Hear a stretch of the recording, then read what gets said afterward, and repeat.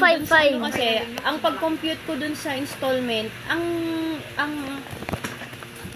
i-interesan mo lang sa kanya, 240. I like green Hindi, too hindi much. lang. Pwede mo kaya, ang i-interesan lang sa kanya is yung naiwan na Hindi kinas. hindi kinash. So, yung 240. Okay. 300,000, pag dinivide mo dun sa kung magkano yung sa 1.5 per ano, yung natirang square meter na yon, ito times mo siya sa 2.2.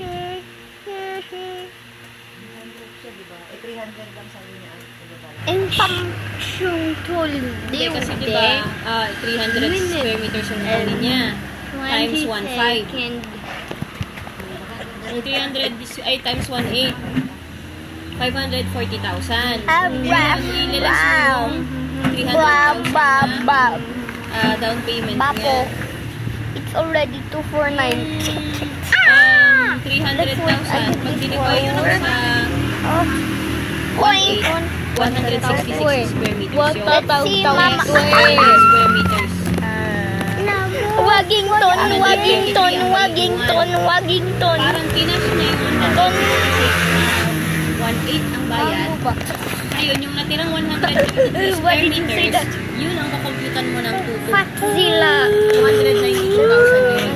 Di-divide mo yun ngayon sa Fine. 12 Diva. months. Si Mama. 24,383 ang monthly niya. Wagington, Wagington, Wagington, Wagington, Wagington, Wagington, Wagington, Wagington, Wagington. 100 plus 300,000. Oh no, only say that way again. That's 7,000.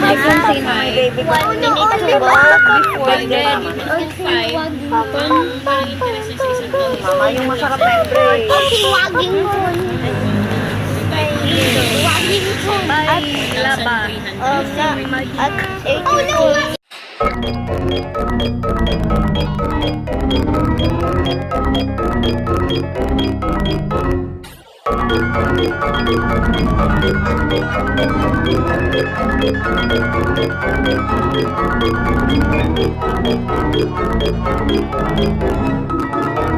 Thank you.